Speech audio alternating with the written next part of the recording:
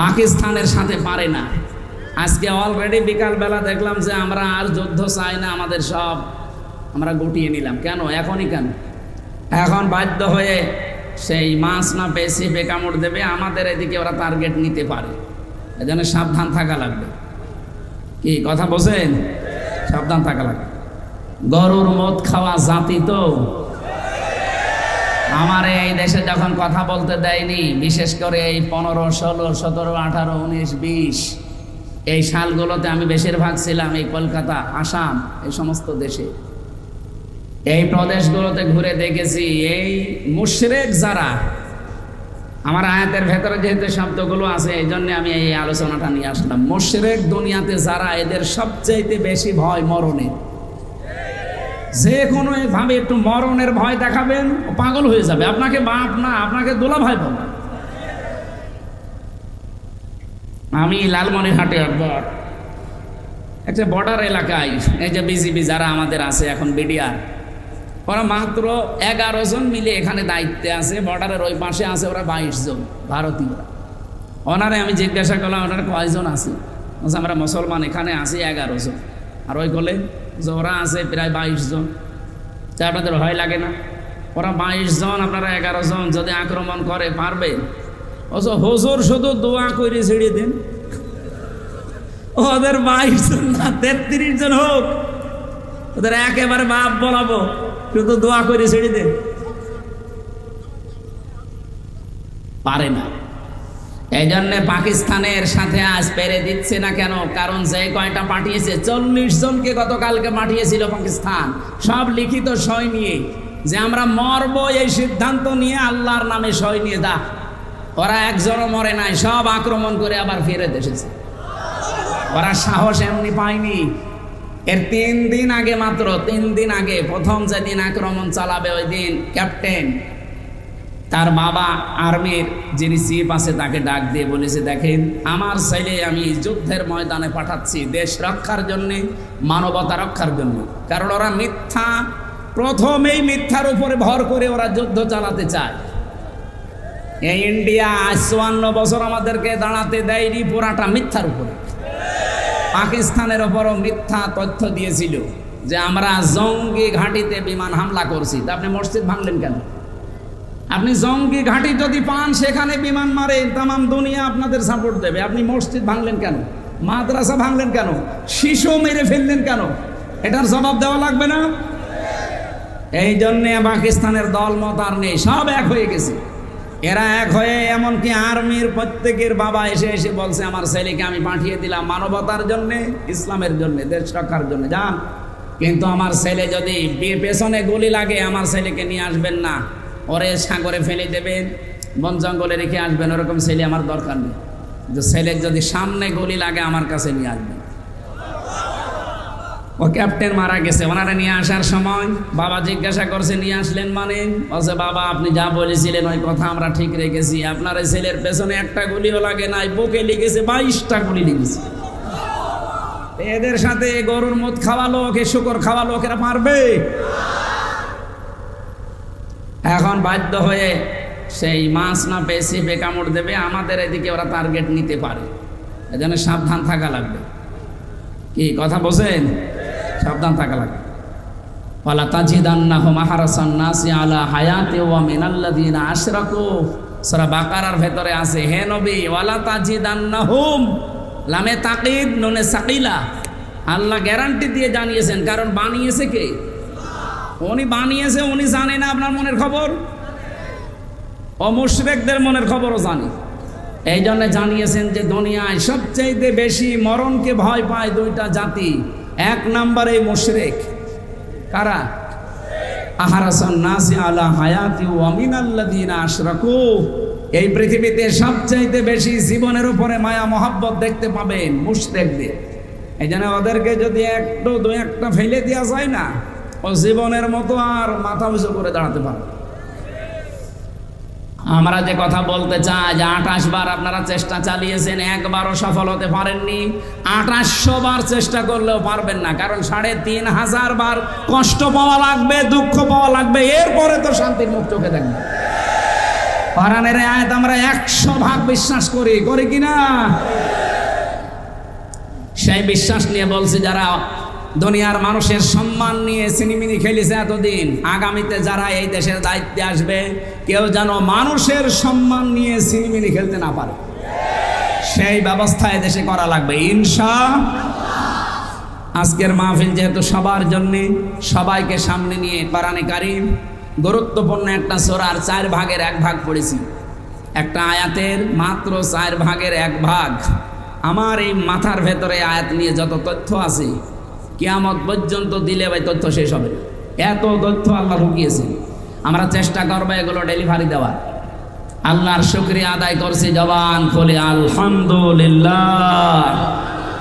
দরুদ আর সালাম পাঠ করছি আমাদের নবী মুহাম্মদুর রাসূলুল্লাহ সাল্লাল্লাহু আলাইহি ওয়াসাল্লামের প্রতি, যাকে আল্লাহ 3টা মিশন আর ভিশন দিয়ে দুনিয়ায় পাঠিয়েছিলেন। নবীজির মিশন কয়টা?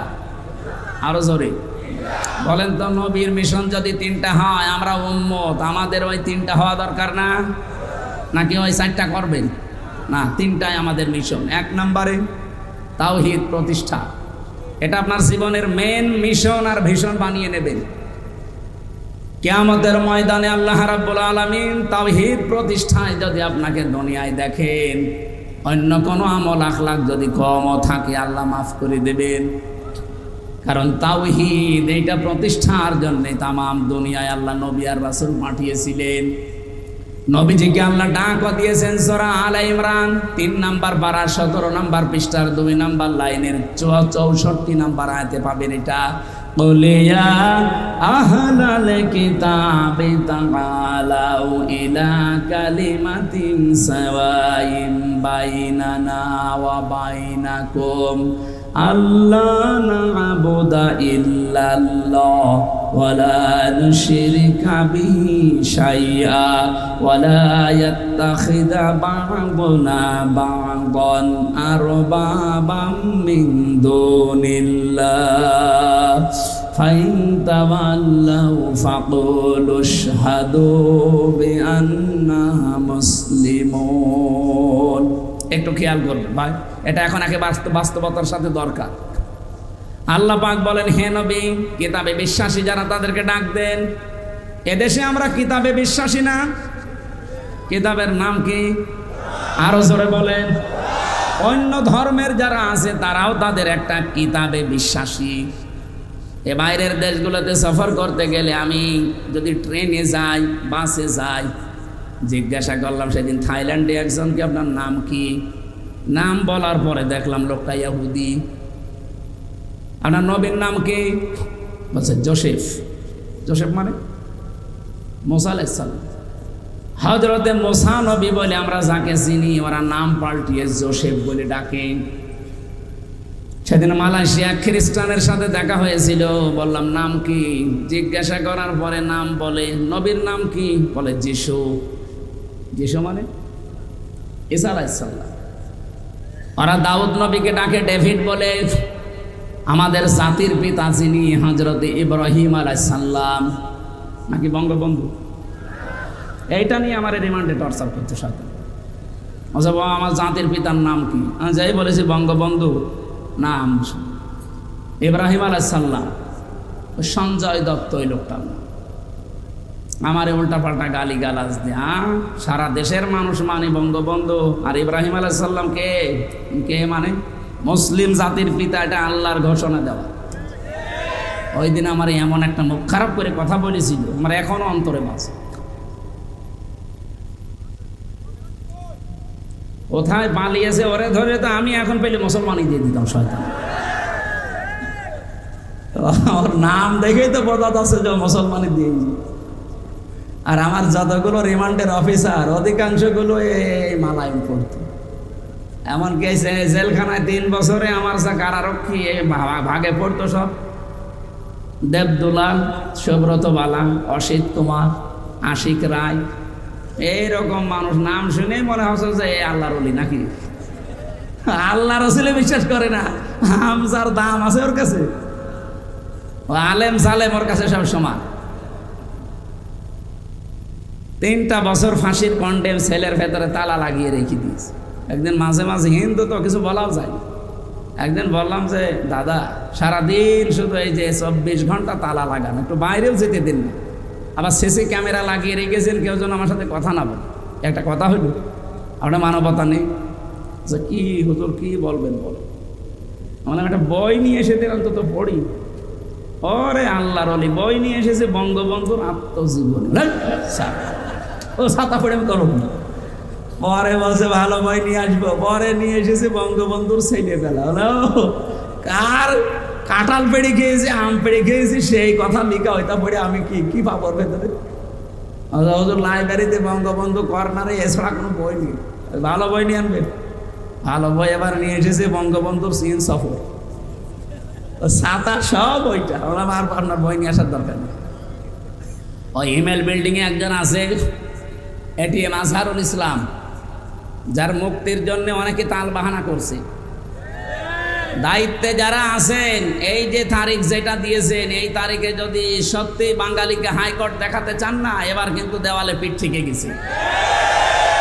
আর আগস্টের 5 তারিখ কি শেষ হয়ে গেছে?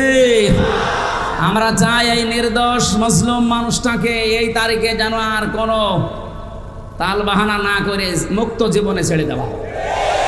এটা চান না আপনারা? চান না?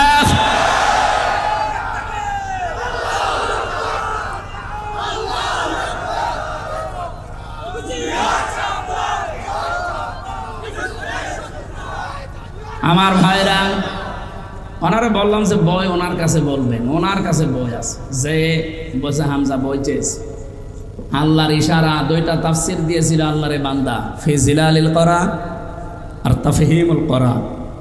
এই 3টা বছরে একাধারে মাওলানা আপনাদের এই জেলার মনে হয় তার নানার বাড়ি মাওলানা মামুনুল হক হাফিজাহুল্লাহ, এ ভাই আমার সাথে এক ঘরে 3 বছর ছিলাম আমরা। ওনার কাছে বহু তথ্য পেয়েছি কোরআন এবং হাদিসের, বিশেষ করে মুহাদ্দিস তো সাইকুল হাদিস, হাদিসের ওপরে ওনার বড় দখল আছে। তা আমি যেটা আপনাদেরকে শোনাতে চাচ্ছিলাম এখান থেকে, কিতাবধারী যেই মানুষগুলো সবাইকে আল্লাহ ডাক দিতে বললেন যে যারা কিতাব পেয়েছে তাদেরকে ডাক দিন। এখানে যেহেতু অন্যান্য ধর্মের মানুষ যদি থেকেও থাকেন, আপনিও অন্তত একটা কিতাবে বিশ্বাসী না, বিশ্বাসী করেন না। যে ধর্মের লোক হোক, 4500 ধর্মের লোক এখন দুনিয়ায় বাস করছে, যে কোনো ধর্মের মানুষ হোক, তার ধর্মীয় কিতাব আলাদা আছে। আমাদেরটা যেমন, নাম কি? কোরআন। বলেন বলেন। আল্লাহ সব কিতাবধারীদেরকে ডাক দিতে বললেন, ওলিয়া হালাল কিতাব, হে নবী আপনি বলেন, হে কিতাবওয়ালারা, তাআলাও আসো, ইলা কালিমাতিন, একটা কথার দিকে। আল্লাহ কালিমা 3 দিয়েছেন, মাত্র একটা কথার দিকে আসো। সাওয়াইম বাইনানা ওয়া বাইনাকুম, যেটা আমাদের জন্য তোমাদের জন্য সমান হবে, কারো উপরে কোনো বৈষম্য নেই, পক্ষপাতিত্ব নেই, এটা সমান হবে। আসো এই দিকে। কি সেটা? আল্লাহ না'বুদা ইল্লাল্লাহ, আমরা দলমত জাতি বর্ণ ধর্ম নির্বিশেষে সবাই এই কথার উপরে ঐক্যবদ্ধ হই যে আল্লাহ ছাড়া কারো ইবাদত আজকে থেকে করব না। আপনি পৃথিবীর সব ধর্মের কাছে যান, ওরা সবাই এইটাই চায়।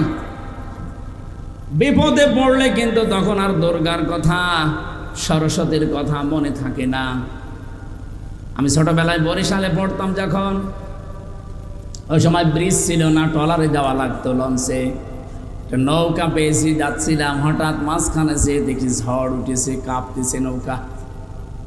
আমরা যারা মুসলমান আছি বলছি লা ইলাহা ইল্লাল্লাহ, লা ইলাহা ইল্লা আনতা সুবহানাকা ইন্নী কুনতু মিনাজ জালিমিন। আল্লাহ পাশে এক দাদা আর দাদি বসে আছে, ওই যে গলায় কি দেওয়া থাকে চেনা যায়। ওরা দেখে বলছে লা ইলাহা ইল্লাল্লাহ। কি গো? জিজ্ঞাসা করলাম, দাদা দেখে তো মনে হচ্ছে অন্য ধর্মের লোক, কালেমা পড়েন মানে? মুসলমান হয়েছেন কবে? যে এখনো হয়নি। কালেমা পড়েন কেন? আমারে বলছে দেখো যে ঝড় উঠেছে, এ ঝড়ে মা কালী দুর্গার কাজ না, এ আল্লাহ লাগবে। এখানে কালী দুর্গা দিয়ার হবে না, আল্লাহ লাগবে। সবাই এটা বিশ্বাস করে যে একজন আছে। কিন্তু বাপদাদার ধর্ম মানতেছে মানতেছে মানতেছে, এই কারণে হয়তো ফিরে আসতে পারে না। এই জন্য সবাই যেহেতু একজনের ওপরে আছি আমরা, আপনি ইহুদিদেরকে বলেন হয়তো তারা 3 খোদা 2 খোদায় বিশ্বাসী, ওরা বলে আল্লাহ একজন আছে কিন্তু তার ছেলে আছে উযাইর আলাইহিস সালাম। খ্রিস্টানরা তৃতীয়বাদে বিশ্বাস করেন, আল্লাহ একজন আছে জানি কিন্তু তার স্ত্রী আছে মারিয়াম, তার ছেলে আছে ঈসা। বলেন নাউজুবিল্লাহ। কোরআনে কারিমে আল্লাহ তাদের বর্ণনাও দিয়েছেন বিভিন্ন জায়গায়। আল্লাহ এই জন্য সূরা ইখলাস নাযিল করে আমাদেরকে শুনিয়েছেন, কুল হুয়াল্লাহু আহাদ আল্লাহুস সামাদ লাম ইয়ালিদ ওয়া লাম ইউলাদ ওয়া লাম ইয়াকুল লাহু কুফুয়ান আহাদ। বলেন আল্লাহু আকবার। হে নবী আপনি বলেন আল্লাহ কয়জন? আরো জোরে বলেন। তিনি অভাবহীন, তার কোনো অভাব নেই। তিনি কাউকে জন্ম দেননি, তাকেও কেউ জন্ম দেয়নি। তার সমকক্ষ আকাশ আর জমিনে আর কেউ নেই। এই 4টা জিনিসের উপরে আমাদের ঈমান। আমরা যারা ঈমানদার দাবি করছি এই 4টা জিনিসের উপরে, এই দেশে অন্য কিতাবের বিশ্বাসী যারা, তারাও অন্তত একজনকে বিশ্বাস করে বিপদে পড়লে। সেদিন যশোরের কলেজের এক অধ্যাপক বিসিএস ক্যাডার, ওনারে বললাম যে স্যার আপনার মুসলমান হওয়া লাগবে না, আমি আপনাকে জোর করে মুসলমান বানাতে ইচ্ছা করলে বানাতে পারতাম। কারণ এই দেশে আপনারা মাত্র 4-5 ভাগ, আর আমরা শুধু মুসলমানই 92 ভাগ। ভারতে যেমন চিটারি করে বাটপারি করে অত্যাচার জুলুম নির্যাতন করে তারা কি চালাচ্ছে আপনারা দেখতে পাচ্ছেন। আমরাও করলে করতে পারতাম, কিন্তু আমাদের ধর্মে এটা নেই। লা ইকরাহা ফিদ্দীন। আমাদের ধর্মে বাড়াবাড়ি আছে, জোর জবরদস্তিও নেই। আপনাকে আমি একটা আহ্বান জানাই, আপনি আমাদের ধর্মীয় গ্রন্থ কোরআনে কারীম এটা বাংলায় অথবা ইংরেজিতে একটু ভালো করে পড়বেন, বুঝে বুঝে। আল্লাহর ইশারা উনি 3 মাস পরে দেখি নিজের থেকেই মুসলমান হয়ে গেছে। এই জন্য সবাই জানে যে একজন আছে, শুধু বিবেকটা একটু হালকা কাজে লাগালে এই পৃথিবীর কোনো মিথ্যা ধর্মে মানুষ আর থাকবে না। কিন্তু বিবেকটা কাজে লাগে না, এই জন্যে মানুষ আসতে চায় না। এই যে গিরিশচন্দ্র সেন, আপনি কি মনে করেন লোকটা কি জ্ঞানী কম ছিল কোরআনের উপরে? কোরআনের বঙ্গ অনুবাদ করেছে, তাফসিরও লিখেছে। এখানে শামীম ভাই সহ যত অফিসার বলেন, যত আলেম ওলামা আছে, আমি গ্যারান্টি দিলাম কোরআনের প্রতিটি শব্দের অর্থ আপনার জানা আছে। কথা আপনি বলতে পারবেন না, পারবেন? কেউ পারবেন না। আমি পড়িয়েছিলাম বিশ্ববিদ্যালয়ে থাকাকালীন পুরাটা, কিন্তু আমার মনে নেই। এখন আমার আবার দেখা লাগবে। আপনি চিন্তা করতে পারেন, কোরআনের উপরে সেই 5 পাস করার পরে তো এর উপরে আছি আমি। আমার এর উপরে অনার্স মাস্টার্স করা, আমি ডক্টরেটও করবো এর উপরেই, আমার কামেলও করা এর উপরে, সারা জীবন চলছে এর উপরে। অথচ আমার এখনো আয়ত্ত হয়নি। কতবার যে পড়া কোরআন শরীফ খতম করেছি আমি জানি, আর আমার আল্লাহ জানে। এরপরও আমার আয়ত্ত নেই। আর তাফসির করতে গেলে যারা লেখে তাফসির জিজ্ঞাসা করেন, এক একটা শব্দের একাধিক অর্থ আপনার জানা থাকা লাগবে, নয়তো আপনি তাফসির করে মেলাতে পারবেন না। দরবা শব্দের অর্থ কোনো জায়গায় মারা, কোনো জায়গায় সফর করা, কোনো জায়গায় দৃষ্টান্ত দেওয়া। এখন যে জায়গায় যে অর্থটা অ্যাপ্রোপ্রিয়েট হবে, খাটবে, ওইটা ওই জায়গায় আপনাকে ব্যবহার করা লাগবে। আপনি মারা অর্থ যদি সফর করার অর্থ করেন, কিয়ামত পর্যন্ত মেলাতে পারবেন? তাহলে এ লোকটা কত বেশি কোরআন পড়েছে আমার চাইতে কোরআন বেশি পড়েছে, বেশি বুঝেছে, বেশি লিখেছে। কিন্তু লোকটা মারা যাওয়ার পরে তাকে কিন্তু আর কবরে দেওয়া হয়নি, জানাজাও হয়নি, পুড়িয়ে ফেলেছে। আপনি নরসিংদী যান, শিবপুরে এখনো পর্যন্ত তার পৈতৃক ভিটা আছে। কি বুঝলেন এখান থেকে? এই লোকটার সব ছিল কিন্তু মন ছিল না। কারণ হেদায়েত পাওয়ার জন্য একটা মন লাগবে, ওই মন যদি কারো না হয় আল্লাহ জোর করে হেদায়েত দেবে না। আল্লাহ ইচ্ছা করলে কিন্তু পারে, কিন্তু উনি ইচ্ছা করেন না। স্বাধীনতা আপনাকে দিয়ে দিয়েছে আর পাঠিয়েছে আল্লাহর এই কালামটা কোরআনে কারীম। এই যে সূর্যটা আলো দেয়, সূর্যের আলো দুনিয়ায় সবাই পায় না, আন্দাজ বলেন। সূর্যের আলো অন্ধ পাবে, অন্ধ যাদের চোখ ভালো নাও পাবে, বলেন। এখন দোষ কি সূর্যের না ওর চোখের? বলেন বলেন। এই দেশে যারা আমরা ইসলামের খাদেম বলে পরিচিত, আমরা সবাই কিন্তু ইসলামেরই খাদেম, কেউ ইসলামের মালিক না। কি ইসলামের মালিক আমরা? ইসলামের খাদেম আমরা, কামলা, লেবার, মনিশ, জন, পাট যাই বলেন, আমরা খেদমত করে যাচ্ছি। এই দেশে যদি ইসলাম কায়েম হয় তো ভালো, না হলেও আমাদের কোনো লস নেই, আমাদের একটা নির্ধারিত বেতন আছে। ওই বেতনটা কোন দিন আল্লাহ দেবেন? ওয়াবুদ রাব্বাকা হাত্তা ইয়াতিয়াকাল ইয়াকিন। সূরা নাহলের ভেতরে আছে 99 নম্বর আয়াত, 14 নম্বর পারার 6 নম্বর পৃষ্ঠার একেবারে শেষ আয়াত এটা। আল্লাহ পাক বলেন ইবাদত করতে থাকো ওই দিন পর্যন্ত যতদিন ইয়াকিন না আসে। ইয়াকিন মানে মৃত্যু। যতদিন মরণ না আসবে ততদিন ইবাদত করতে থাকবা। এই জন্য জীবনের শেষ দিন মানে আমি একেবারে যেদিন আজরাইল না দেখবো এই দিন পর্যন্ত আমার টার্গেট থাকবে কি করি এই জমিনে আল্লাহর বিধান জারি করা যায়। আল্লাহ ছাড়া কারা ইবাদত আমরা রাজি না করতে, যদিও চাপিয়ে দেন ওটা আমরা মানি না। নারী কমিশন যেগুলো চাপিয়ে দিয়েছে 318 পৃষ্ঠা পুরাটা আমি পড়েছি, এর ভেতরে কোরআনের 10টা আয়াতের বিরুদ্ধে ওরা সরাসরি লিখেছে। আমি পুরাটা পড়েছি, আমি আন্দাজে বলছি না, এই 3 দিনে পুরাটা শেষ করেছি আমি। 10টা আমার এই ছোট মাথায় 10টা ভুল পেয়েছি শুধু কোরআনের বিরুদ্ধে, আর হাদিসের বিরুদ্ধে তো আছে। ওরা প্রথমেই ভুল ধরেছে এই পৃথিবীতে দেহ আমার, সিদ্ধান্ত আমার। এই কথাটা পড়া কোরআন শরীফের সাথে সাংঘর্ষিক, বিশেষ করে সূরা আরাফ 54 নম্বর আয়াতের মাঝের অংশে আছে আলা লাহুল খালাক ওয়াল আমরু। আল্লাহ বলেন এই জমিন আমার, এখানে সিদ্ধান্ত আমার। আর মহিলারা কি বলতে চায় যে দেহ আমার, সিদ্ধান্ত আমার। দেহ আপনার হয় কি করে? এ দেহের মালিক আপনি। হালাতা হালাল ইনসানি হাইনুম মিনাদ দাহরি লাম ইয়াকুন শাইআম মাযকুরা। আল্লাহ বলেন আমির হামজা, এমন একটা সময় কি তোমার জীবনে যায়নি যে উল্লেখ করার মতো তুমি কিছু ছিলে না? আমার এই যে 33 বছর, বলেন তো 34 বছর আগে আমি কি উল্লেখ করার মতো কিছু ছিলাম? বলেন। দেহ আমার হয় কি করে? হ্যাঁ, আমার মা বাবা বিছানায় ছিল, এতটুকু তাদের দায়িত্ব। কোরআনে কারিমে সূরা ওয়াকিয়ার ভেতরে আছে তোমার মা বাবা শুধু বিছানায় ছিল, এ দায়িত্বই শেষ। বাকি ওই বীর্য থেকে শুরু করে পর্যন্ত কোনো দায়িত্ব তোমার মা বাবার আর নেই। পুরোটা আমি আল্লাহ নিজে প্রসেস করেছি। আপনি এখানে যদি কম্পিউটার ভেড়াতেন এটা না দিয়ে, আপনি আপনাকে এই স্ক্রিনে দেখাতে পারতাম বাবার স্ফলিঙ্গ দিয়ে দ্রুত গতিতে যে পানিটা বের হয়ে যায়।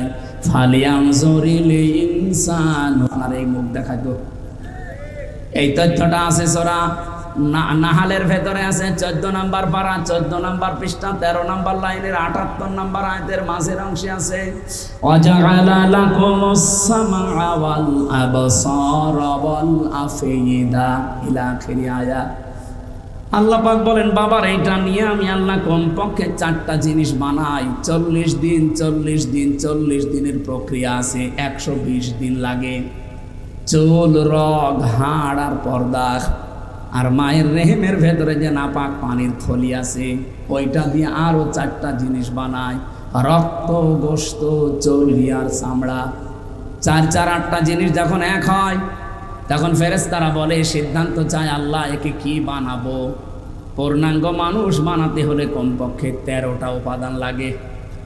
যে তোমার বাবা আপনাকে 8টা জিনিস পেয়েছেন, দিয়েছেন, বাকি এখনো কয়টা লাগবে? এই যে আয়াতটা পড়লাম, এই আয়াতের তথ্য এটা। ওয়াজআলা লাকুমুস সামআ মানে এই যে শ্রবণ শক্তি, ওয়াল আবসারা এই দর্শন শক্তি, ওয়াল আফইদা অন্তরের যে শক্তি। 5টা জিনিস আল্লাহ এখানে নাম দিয়েছেন, শ্রবণ শক্তি, দর্শন শক্তি, বাক শক্তি, আকেল শক্তি আর ঘ্রাণ শক্তি। এই 5টা আল্লাহ বলেন আমার রব নামের কারণে আমি তোকে ভিক্ষা দিয়েছি।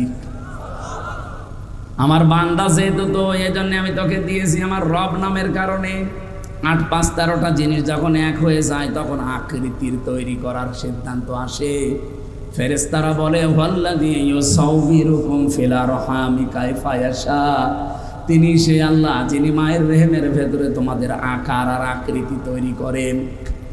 এই আকৃতি তৈরি করতে আল্লাহ আপনার মায়ের কাছে জিজ্ঞাসা করেছিল যে ফর্সা বানাবো না কালো বানাবো? বলুন। আল্লাহ নিজের সিদ্ধান্তে বানিয়েছেন, এমনকি কাউকে দেখে দেখে বানিয়েছেন তাও না।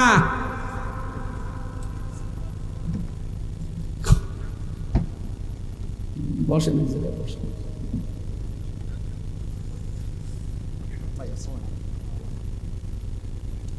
কাউকে দেখে দেখে আল্লাহ পাক এটা আমাকে আকৃতি দিয়েছেন এমন না। এই জন্যে ইন্নী ওয়াজ্জাহতু ওয়াজহিয়া লিল্লাযী ফাতারাস সামাওয়াতি ওয়াল আরদা হানিফা।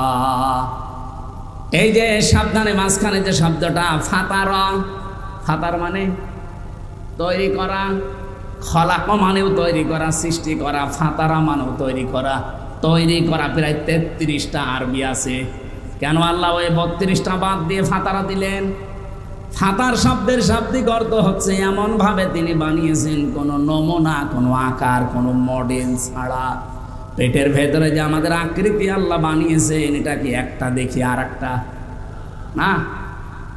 বিজ্ঞান এখন দেখাচ্ছে আমাদের 3.5 হাত বডির ভেতরে কমপক্ষে 5টা জিনিস তো এমন আছে যেটা আজ পর্যন্ত কারোর সাথে মেলে নাই, কিয়ামত পর্যন্ত মিলবেও না। তার 1 নম্বরে হাতের এই ছাপ, এখানে 153টা রেখা আছে, আজ পর্যন্ত কারোর সাথে মিলছে না, কিয়ামতের আগে মিলবেও না। 2 নম্বরে আমাদের এই চোখের ভেতরে 5টা জিনিস আছে, মনি, লেস, লেন্স, ইকুয়াল, ডিফ ইকুয়াল। এগুলো আজ পর্যন্ত কারো মেলে নাই, মিলবেও না। 3 নম্বরে চামড়া, 9768 প্রকার চামড়া এই 3.5 হাত বডির ভেতরে আছে। এক একটা চামড়ার এক এক রকম গুণ। আশ্চর্যের বিষয় আমি নিজে দেখেছি। আমার চামড়া, স্বামী ভাইয়ের চামড়া হয়তো মনে হচ্ছে এক। আমার চামড়া কেটে যাক, ফেটে যাক, ছিঁড়ে যাক, পুড়ে যাক, ওনার চামড়া কেটে লাগিয়ে দেবেন, ভালো হওয়া দূরের কথা পছন্দ হবে, জীবনও ভালো হবে না। আমার চামড়া যদি আমার শরীরের কোনো জায়গা থেকে কেটে এনে লাগিয়ে দেন, ওটা কিছুদিনের ভেতরে আবার মিলে যাবে, ভালো হয়ে যাবে। আল্লাহ এখান থেকে একটা তথ্য দিতে চেয়েছেন, ওয়ালা তাজিরু ওয়াজিরাতুন উযরা উখরা। আয়াতের ব্যাখ্যায় পাবেন, তাফসিরে মাযহারির ভেতরে আছে যে তোর চামড়ার সাথে শামীমের চামড়া মেলে না, আর কিয়ামতের দিন ও তোর পাপের বোঝা বহন করে নিয়ে যাবে। ও বলে তুই বিশ্বাস করিস? তুই একটা পাগল আর একটা ভণ্ড। এরকম পাগল আর ভণ্ড দেশে নেই। কত দরবার থেকে আওয়াজ উঠতেছে, কোনো চিন্তা নেই, বাবা আছে, বাবা পার করবে। বাবার কি হবে বাবা জানে, আর বাবা ইচ্ছা করলেও পারবে না, কারণ কেউ কারো বোঝা বহন, বলেন বলেন, কেউ কারো বোঝা বহন করবে না। এখানে কারো উপর ভরসা করবেন না, নিজের কাজ নিজে করে যান। চামড়ার পরে আমি দেখেছি আস্বাদন স্তর। এই যে আমাদের জহব্বার ভেতরে যে স্বাদ নেওয়ার স্তর আছে, বিজ্ঞান এখন জানিয়েছে এই কয়েক ইঞ্চি জহব্বার ভেতরে কমপক্ষে 2 কোটি আস্বাদন স্তর আছে। মানে 2 কোটি খাবার যদি একটার পরে একটা দিতেই থাকেন, ও প্রত্যেকটা খাবারের আলাদা স্বাদ বলে দিতে পারবে, সে ক্ষমতা জহব্বার আছে। আমি বাংলাদেশরাও বললাম না, কতগুলো দেশ ঘুরলাম, কোন জায়গায় আমি 2 কোটি খাবার একসাথে রান্না পাইনি। আপনি পেয়েছেন? যত নামি দামি হোটেল হোক, আমি বাংলাদেশে এক জায়গায় 120 প্রকার পেয়েছি। গাজীপুরের নিরিবিলি হোটেলে কাপাসিয়ায়, এটা সর্বোচ্চ পেয়েছি 120 প্রকার। মালিকের নাম তোতা মিয়া। বললাম যে ভাই কি কি আছে নিয়ে আসেন তো। ও আল্লাহ খাবার নিয়ে এসেছে। এটা কি? আচ্ছা, কাঁঠালের পাতা ভর্তা। আচ্ছা, কাঁঠালের পাতা ভর্তা এবার খাবার হইল? বাঁশের পাতা ভর্তা, বেগুনের পাতা ভর্তা, এ সব মিলিয়ে 120 প্রকার। আপনি চিন্তা করেন, সব মিলিয়ে বানাচ্ছে 120 প্রকার। আর আমার আল্লাহ মাত্র কয়েক ইঞ্চি জহব্বার ভেতরে স্বাদ নেওয়ার স্তর দিয়েছেন কত।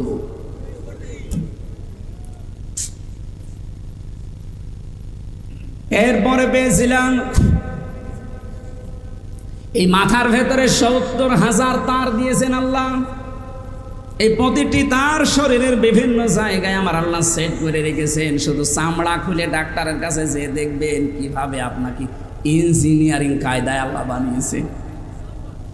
আল্লাহ বলেন কোনো অস্তিত্ব ছিল না। আমি ৪০ দিন করে করে যখন খাবারের উদ্রেক দেখা দিল ৬ মাসের ভেতরে, তখন আমি আল্লাহ একটা আকৃতি নিজে তোরে বানিয়ে দিলাম। ছেলে না মেয়ে এটা আমার সিদ্ধান্তে। নাকি কেউ সিদ্ধান্ত দিয়েছে? এটা সিদ্ধান্ত দেওয়ার পরে আস্তে আস্তে মায়ের খাবারের নাপাক রক্তটা আমি আল্লাহ বন্ধ করে দিয়ে নাভির ভেতর দিয়ে, এটা আমি তোর নাভির ভেতরে পাস করে বাঁচিয়ে রাখলাম। আমি ইচ্ছা করলে এই নাপাক রক্ত তোর মুখ দিয়ে দিতে পারতাম। ও হামজা, এই পৃথিবীর ময়দানে তোর মুখটা আমি মায়ের পেটে পর্যন্ত পবিত্র করে রাখলাম যেন এই মুখটা নাপাক না হয়। অথচ দুনিয়ায় আসার পরে দেখি তোর এই মুখটা আর পাক থাকে না, নাপাক হয়ে যায়। কত মানুষ সুদের টাকা খায় এই মুখ দিয়ে। না এলাকায় সুদ নেই? এই যে টাকা ছেড়ে রাখে, মাসে মাসে ১,০০০ টাকা দিলে ১০০ টাকা বেশি দেয়। এটা যারা করছেন জেনে রাখেন আপনি মায়ের সাথে জেনা করছেন। এ কাজে কারা আছেন হাত তোলেন তো। এই ওয়াজ মনে হয় এই এলাকার জন্য, এই এলাকায় নেই। ভালো,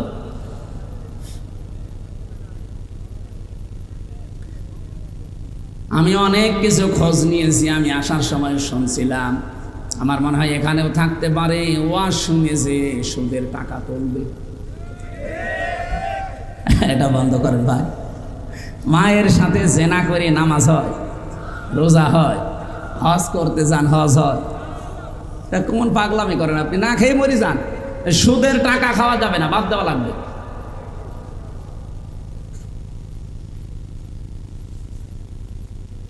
যারা ঘুষ খান, শব্দটা যেহেতু শুনলে বোঝা যাচ্ছে অবৈধভাবে ইনকাম করেছেন আপনি এই ঘুষের টাকা, এটা হারাম। এই জিনিসটা আপনি মুখ দিয়ে দেবেন, এই জন্য আমার আল্লাহ মুখটা পবিত্র রাখেন নাই। যত নাপাক জিনিস আছে মুখ দিয়ে আজকে থেকে বন্ধ। দরকার আমি এভাবে মরে চলে যাব খবরে, আমি নাপাক কোনো জিনিস আমার মুখ দিয়ে দেব না। এই মুখটা আমার আল্লাহ নিজে মায়ের পেটের ভেতরেও পবিত্র রেখে দিয়েছিলেন। বলেন সুবহানাল্লাহ। আল্লাহু আখরাজাকুম মিন বুতুনি উম্মাহাতিকুম লা তা'লামুনা শাইআ ইলা আখিরি আয়াত। তথ্যগুলো লম্বা করে বলতে গেলে বহু সময় যাবে। যেহেতু ওরা যে সিদ্ধান্তগুলো, রায়গুলো দিয়েছে, নীতিমালাগুলো একটাও আমার কোরআনের সাথে মিলছে না। আর কোরআনের সাথে যেটা মেলে না সেটা আমার আল্লাহর পছন্দ। সুতরাং আমরা যখন সিদ্ধান্ত নিচ্ছি আল্লাহ বাদে কারো ইবাদত করব না, সুতরাং দল মত নির্বিশেষে এই দেশে জাতি বর্ণ ধর্ম সবাই আমরা জানাতে চাই এ কমিশন মানাতোদের কথা, রিপোর্টও কমিশনই আমরা মানি না। মির্জা ফখরুল ইসলাম আলমগীর উনি পরশুদিন একটা কথা জানিয়েছে যে কমিশনের ভেতরে ইসলামিক স্কলার যারা, এরকম কোনো মহিলা যদি ওই 10 জনের ভেতরে 1-2 জন রাখতেন তাহলে এই বিতর্কতা হতো না। তারা আপনার ভুল ধরে দিত যে এই জায়গায় কোরআনের বিরুদ্ধে চলে যাচ্ছে। আপনি একেবারে সব বাবা শাহজালাল সব হালাল করতে গিয়ে সব সমান সমান করে দিলে হবে? নারী পুরুষের সমান অধিকার কিয়ামত পর্যন্ত সম্ভব না। আমি এখানে পুরুষ মানুষ, শুধু আমার নাভি থেকে হাঁটু পর্যন্ত একটা হাফ প্যান্ট পরিয়ে দেন, আমি কুষ্টিয়ায় চলে যেতে পারবো। আমার মতো 33 বছরের একটা যুবতী মেয়েকে আপনি হাফ প্যান্ট পরিয়ে ছেড়ে দেন তো যেতে পারি কিনা বলেন? এই জন্য আমার মনে হয় রিপোর্টগুলো যারা দিয়েছেন এরা মেয়াদ উত্তীর্ণ গাঁজা খেয়েছে। মেয়াদালা গাঁজা খেলেও তো এরকম রিপোর্ট কেউ দেয় না।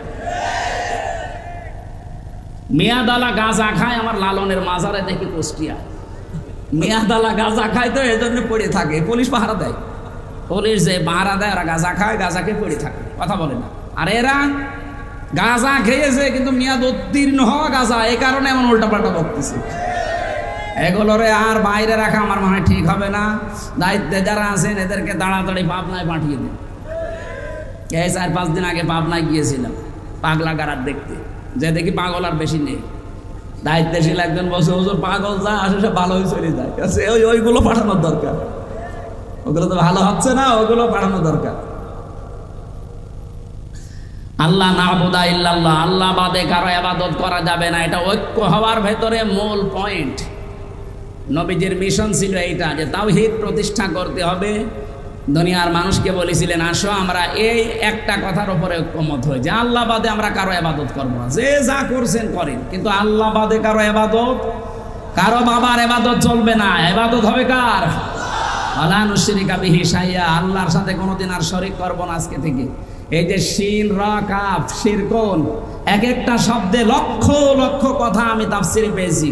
শিরিক বিল জাত, শিরিক বিল সিফাত, শিরিক বিল ইখতিয়ারা, শিরিক বিল হুকুক, এভাবে 120 প্রকার আছে। এটা তো একটা একটা করে পয়েন্ট ধরে বলতে গেলে এখন আবার লাগবে 2 ঘন্টা। এরপরে ওয়ালা ইয়াত্তাখিদা বা'দুনা বা'দান আরবাবাম মিন দুনিল্লাহ, রবের বহু বচন আরবাব। এর রবের অর্থ আছে 19টা, এর ভেতরে সামরাইজ করে পাওয়া যায় 5টা। এত ব্যাখ্যা করতে গেলে এরপরে আবার মানবাধিকার প্রতিষ্ঠা, এরপরে দিন প্রতিষ্ঠা, এত কথা বলতে গেলে আমরা আর পারবো না, কারণ এখন 10টায় ওঠা লাগবে। ওয়ালাকাদ কাররামনা বানি আদম, পৃথিবীতে সবচাইতে বেশি সম্মান দিয়েছি বনি আদম সন্তানকে। দুঃখজনক হলো সত্য, এই 15.5 বছরে আমরা সবচাইতে বেশি মানুষের সম্মান নিয়ে সিনেমিনি খেলা দেখতে পেয়েছি। সম্মানিত মানুষ যারা, তাদের সম্মান কি করে নষ্ট করা যায়। আপনি কথা বলেন, তার আমার বসলে আবার কথা বলেন, যেভাবে আছেন এভাবে থাকেন, এখান থেকে চলে। এই মাইকের আওয়াজ যেন ছেড়ে দেন। দাঁড়িয়ে থাকেন, অসুবিধা নেই। জায়গা না পেলে ওইভাবে দাঁড়ান, কথা বলবেন। আমরা 1 ঘন্টা সময় পাচ্ছি না তো। খুলনাতে এখন আবার আরেকটা অনুষ্ঠান আছে রাত 10টায়, এটা শেষ করে যে ধরা লাগবে।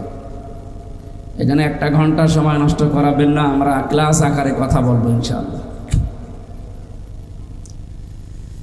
এখানে কোরআনে কারিমে সূরা বানী ইসরাঈলের ৭০ নম্বর আয়াতের প্রথম অংশে বলা হয়নি যে পৃথিবীতে শুধু মুসলমান যারা, তাদের সম্মান আমি আল্লাহ বাড়িয়ে দিয়েছি, না, মানুষ যারা, তাদেরই সম্মান আল্লাহ দিয়েছে।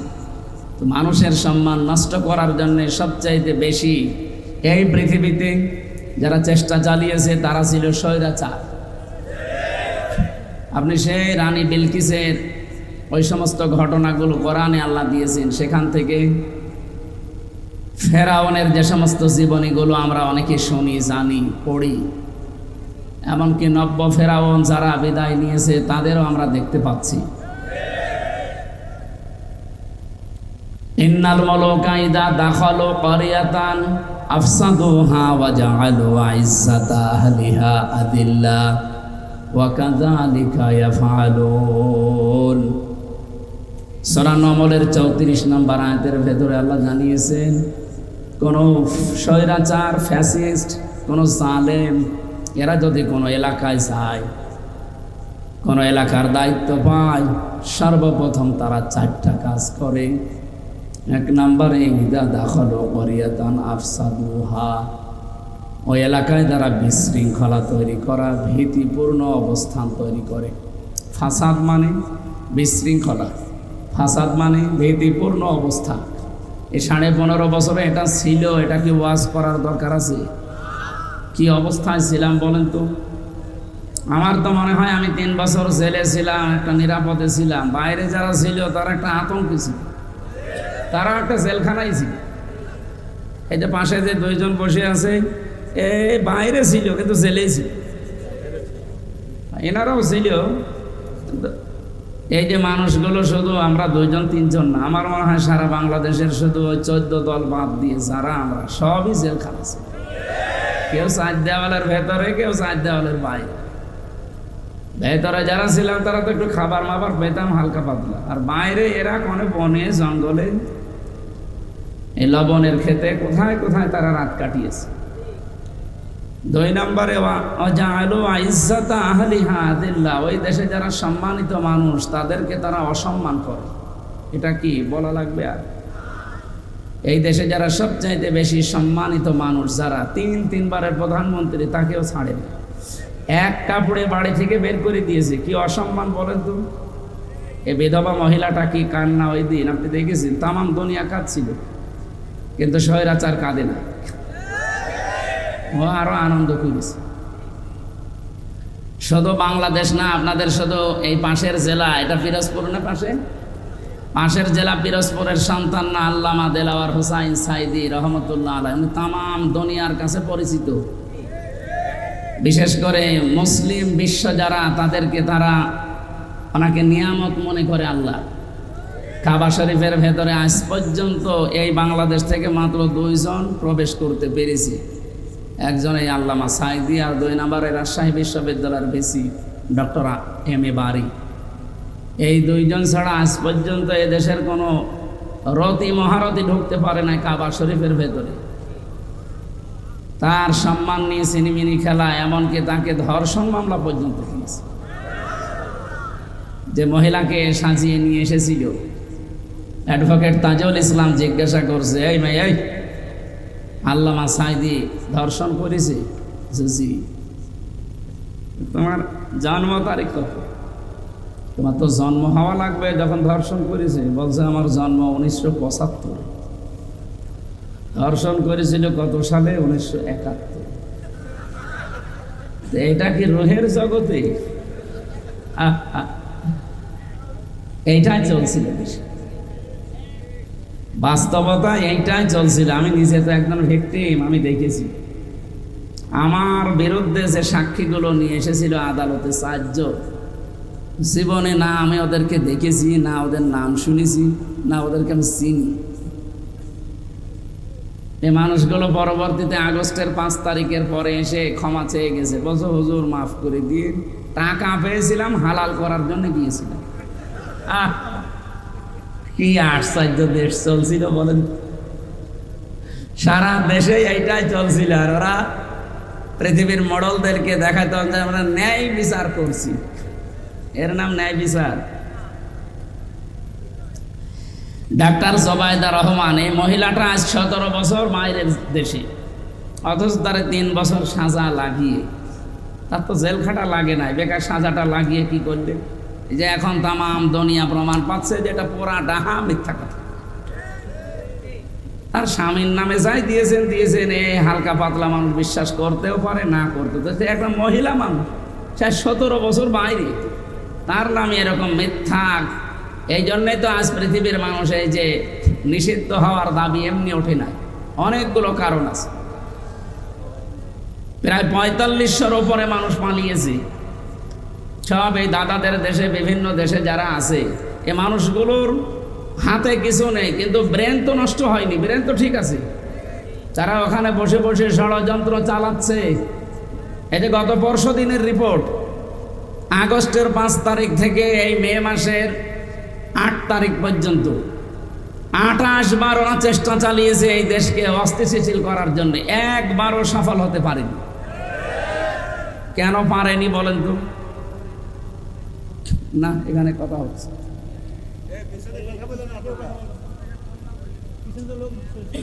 এখানে দাঁড়িয়ে কেন? ওখানে বসে পড়েন, বসে পড়েন না, সামনে আসুন। ওখানে বসেন না, সামনে আসেন, তাড়াতাড়ি করেন। কথা বলা যাবে না ভাই। এই যে নিস্তব্ধ মানুষ শুনছে না, এভাবে একটু শুনতে দেন। আমরা কিছু শিক্ষামূলক কথা বলে তাফসিরে যাব 2-4 মিনিট, একটু এদিকে তাকান। সূরা আলাম নাসরা 5 এবং 6 নম্বর আয়াতের কিছু অনুপ্রেরণামূলক কথা আছে। এই যে ওদের 28 বারের ষড়যন্ত্র সফল হয়নি, কেন হয়নি? আল্লাহ পাক বলেন, ফাইন্না মাআল উসরি ইসরা, ইন্না মাআল উসরি ইসরা, অবশ্যই কষ্টের পরে সুখ। না, হয়নি। আপনি আলেন, আমি ভুল বলবার আপনি ঠিক বলবেন মানে? এখানে যদি বাদ শব্দ আল্লাহ দিত, তাহলে পরে অর্থ হতো, এই যে জমার দিন একটা নামাজ আছে, নামাজের নাম বাদাল জমা, বলে না? এলাকায় পড়েন, বাদ মানে কি? পরে। তো এই জায়গায় তো আল্লাহ বাদ শব্দটা দেয়নি, কি দিয়েছে? মা কি দিয়েছে? মা মানে সঙ্গে সাথে। আল্লাহ সঙ্গে সাথে দিয়েই শেষ করে দেননি, এরপরে দিয়েছেন উসরুন মানে কষ্ট, দুঃখ। আল্লাহ কষ্ট দুঃখ দেওয়ার আগে একটা আলিফ লাম লাগিয়ে এটা মারেফা করে নির্দিষ্ট করে দিয়েছেন। কিন্তু এর পরের শব্দ ইসরা, এটার আরবি অর্থ, বাংলা অর্থ সুখ, শান্তি, স্বস্তি, নিরাপত্তা, কল্যাণ, 33টা অর্থ আছে। কিন্তু এই শব্দের আগে আপনি আর আলিফ লাম পাবেন না। পরা কোরআন শরীফে যেখানে আল্লাহ উসরুন দিয়েছেন দেখবেন আলিফ লাম লাগিয়ে ওটা নির্দিষ্ট একটা কষ্ট। কিন্তু ইসরা যেখানেই পাবেন আলিফ লাম নেই। আমি চিন্তা করেছিলাম আয়াত নিয়ে কেন আল্লাহ দিলেন না, একটা দুইটা না, ভার্সিটিতে থাকাকালীন প্রায় 42টার উপরে আমি তাফসির এক জায়গায় মিলিয়েছি, একটাতে শুধু এর জবাব পেয়েছি। তাফসিরে ফি জিলালিল কোরআন সৈয়দ কুতুব রহমতুল্লাহ আলাইহির টিকায় লিখেছেন, এই পৃথিবীতে কেউ যদি একটা কষ্ট সহ্য করে 3টা কারণে। এই এদিকে তাকান, এই এখন উঠতেছেন মানে এরকম ছাত্র ভেতরে বসতে দেন কেন?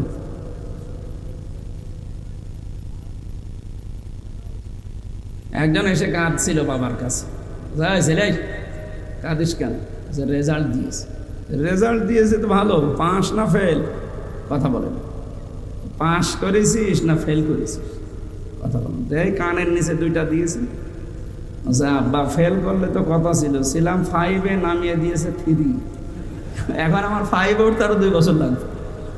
তাই আমি কি মনের দুঃখে এমনি কাঁদতেছি যে আমি কেমন রেজাল্ট করলাম যে স্যাররা রাগ করি আমারে ওই ক্লাসেও যদি থাকতে দিত তাও তো 1 বছর থাকতে পারত। 3 নামিয়েছে, এখন আমার 5-এ উঠতে আরো কয় বছর লাগবে? এখনো 2 বছর। তাই আমার মনে হয় 1 ঘন্টা যদি আপনি বসে থাকতে না পারেন, আপনারা আমরা এবার মাহফিলের পরে 5 থেকে 3 নামিয়ে দেব। দেখেন এবার ওঠেন তো। আর বাংলায় কথা বলছি ভাই, 1 ঘন্টা 1.5 ঘন্টা যদি আপনি এক জায়গায় বসে থাকতে না পারেন, ওই রকম মানুষের যদি বিবাহ শাদী দেন, ওর বউ জীবনও টেকবে না। টেকবে? হ্যাঁ টেকবে। আপনারা যতই লবণ এলাকার মানুষ হন না কেন, জীবনও বউ টেকবে না, চলে যাবে, শেষে বাগেরহাটের বদনাম হবে। যে উঠতে যাবে হাত ধরে 1 ঘন্টা বসে রাখবে, সে মুরব্বী হোক। এবার আসেন এই আয়াতের মূল শিক্ষায়। আল্লাহ পাক যেহেতু উসরুন ইসরা দিয়েছেন, একটা কষ্ট যদি আপনি দুনিয়ায় সহ্য করেন 3টা কারণে। কয়টা? যে কোনো কারণেই কষ্ট পেলে, দুঃখ পেলে, কষ্টের সাথে সাথে আল্লাহ সুখ দেবে, কথা কোরআনে নেই। কিন্তু কষ্টটা যদি আপনার 3টা কারণে হয়ে থাকে, মাস্ট বি, আল্লাহ যেহেতু ইন্না দিয়েছেন, মাস্ট বি, অবশ্যই আপনার সাথে আল্লাহ কষ্টটার পরেই সুখ একটা একটা করে। কয়টা? কমপক্ষে 70টা। 70টা সুখ ওর সাথে আল্লাহ মিল করে রাখবে, একটার পর একটা শান্তি সুখ আপনি পেতেই থাকবেন। আমি আবার বলছি, কষ্ট পেলেই কিন্তু হবে না, কষ্টটা পাওয়া লাগবে। কয় কারণে? আরো জোরে।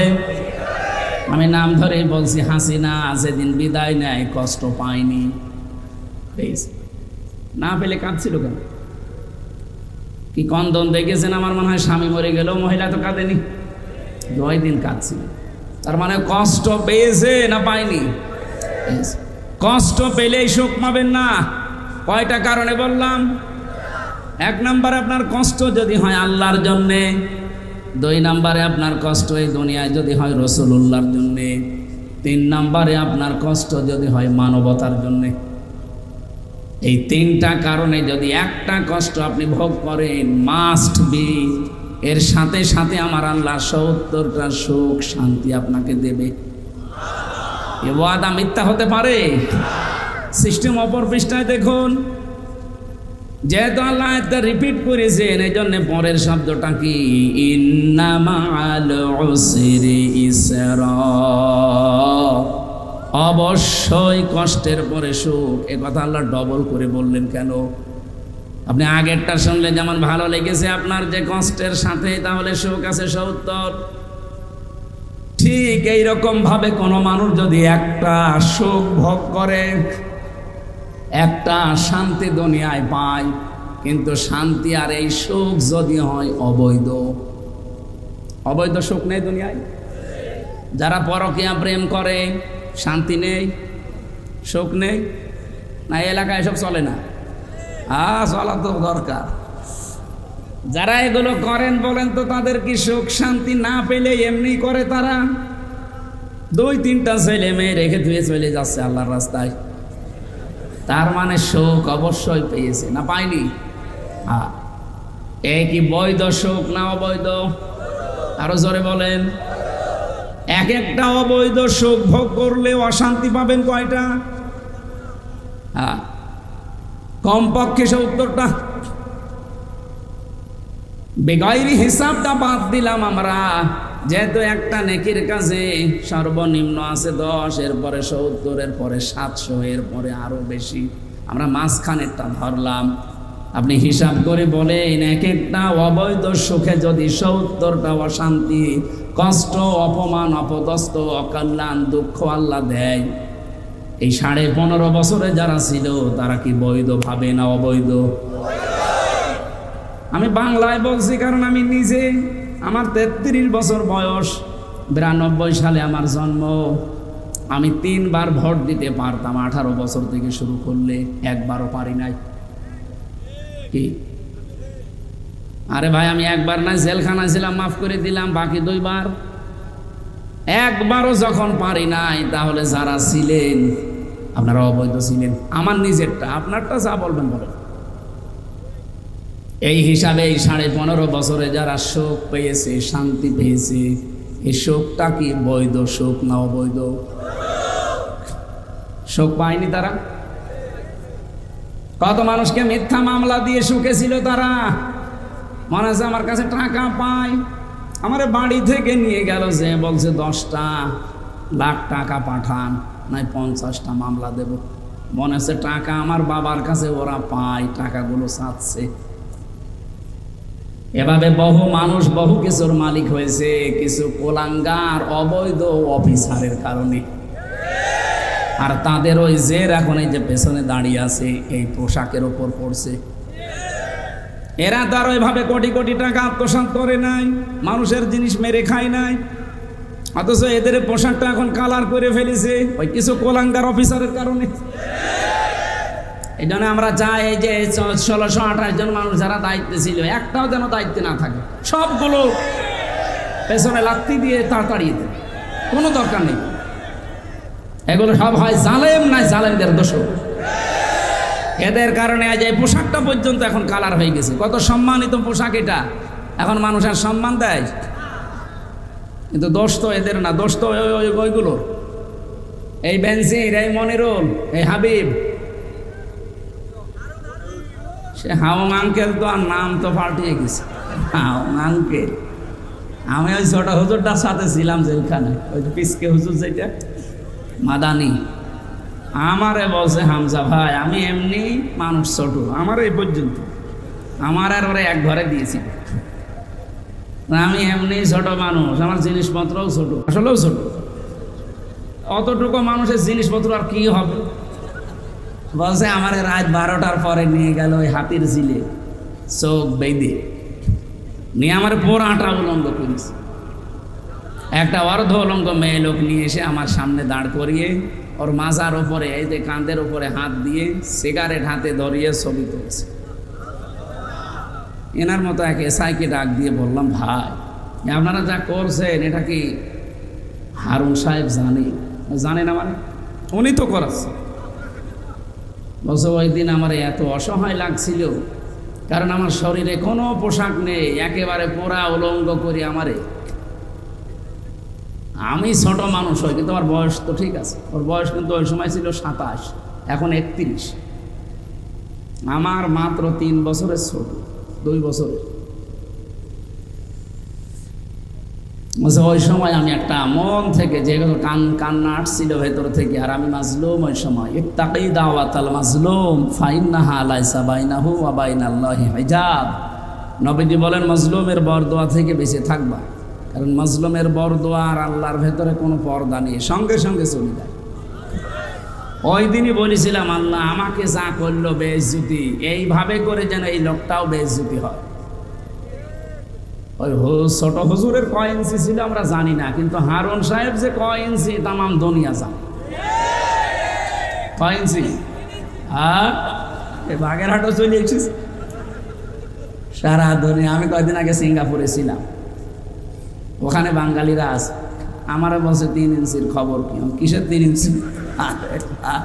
এটা তো বাংলাদেশ না সিঙ্গাপুর, মালয়েশিয়া, থাইল্যান্ড, এই দেশে এসেও 3 ইঞ্চি, তামাম দুনিয়া। আমি প্রায় 50টার উপরে দেশ গেলাম, যেখানে যাই ওই আগে 3 ইঞ্চির খবর কি? নাম বলে না কেউ, ওনার নাম যে হারুন, এটা নবীর নাম, অথচ পুরা নামটা এখন গায়েব হয়ে গেছে, না নামটা চলে এসেছে ওই ইঞ্চি ইঞ্চি। সম্মানিত ভাইরা, একটা অবৈধ সুখ যারা ভোগ করছেন, এভাবে বহু সুখ ভোগ করেছেন 15.5 বছরে, বহু শান্তি পেয়েছেন, কিন্তু আপনি নিজেও জানতেন যে এই সুখ, এই শান্তিগুলো অবৈধ সুখ, এগুলো বৈধ সুখ না। আমার কুষ্টিয়া যেই 2 লোক, হানিফ সাহেব আর ইনু সাহেব, আমি নিজে গ্যারান্টি দিচ্ছি যদি আমার সাথে এমপি দাঁড়ায় আর জীবনে যদি পাশ করতে পারে, আমি মিষ্টি খাও। অথচ যে 3 বারে বুক ফলিয়ে এমপি গিরি করে গেল, এমনকি মন্ত্রীও হয়েছিল, হয়নি? তারা সুখ পায়নি। এই যে অবৈধ সুখ যারা ভোগ করলেন এই 15.5 বছরে, কসম আল্লাহর, প্রতিটি অবৈধ সুখের পেছনে সাথে সাথে আল্লাহ 70টা করে অশান্তি রেখে দিয়েছে। এগুলো পুরা ভোগ করবেন, এরপরে আপনি অন্য কিছু চিন্তা করবেন। এই 28 বার ওরা চেষ্টা চালিয়েছে এই 9 মাস কয়দিনে, একবারও সফল হতে পারেনি।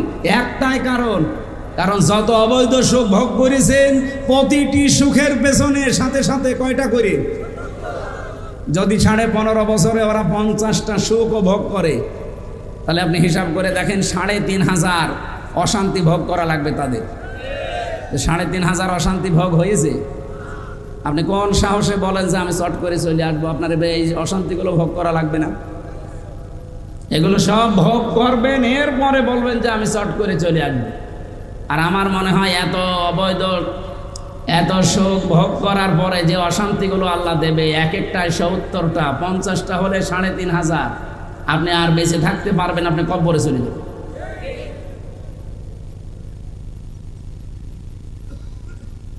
এখানে যারা আছে এই মানুষগুলো ওখানে বসে বসে, ওদের ব্রেন তো ঠিক আছে, ওদের মেধা এখনো নষ্ট হয়ে যায়নি। এই মেধা দিয়ে, এই ব্রেন দিয়ে ওখান থেকে বিভিন্ন চালতেছে, বিভিন্ন ষড়যন্ত্র পাঠাচ্ছে। এ কারণেই তো দেশের লোক এখন সব একদল হয়ে গেছে যে না, ও যতদিন পর্যন্ত বাইরে বৈধভাবে থাকবে ততদিন আমরা শান্তিতে নেই। দেশের লোক আমরা চাই এরা যেন নিষিদ্ধ হয়ে যায়।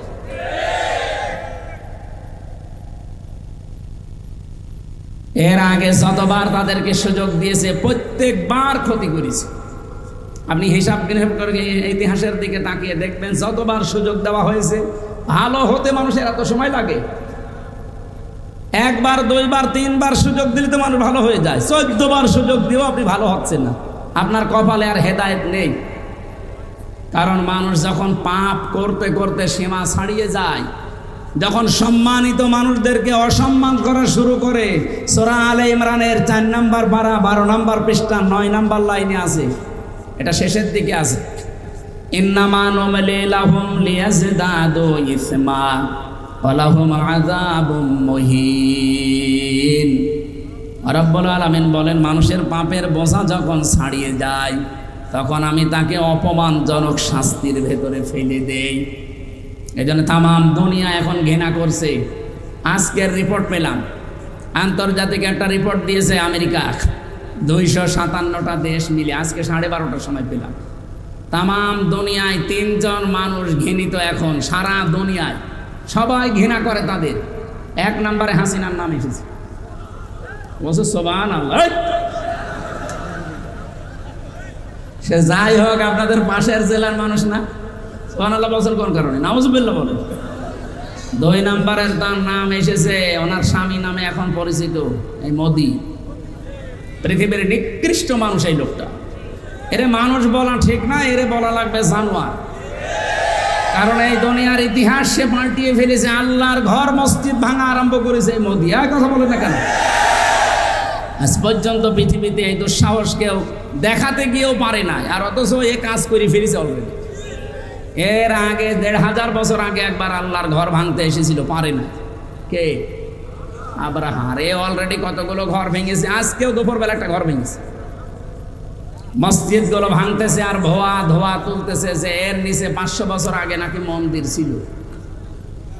পাকিস্তানের সাথে পারে না। আজকে অলরেডি বিকাল বেলা দেখলাম যে আমরা আর যুদ্ধ চাই না, আমাদের সব আমরা গুটিয়ে নিলাম। কেন? এখনই কেন? গরুর মদ খাওয়া জাতি তো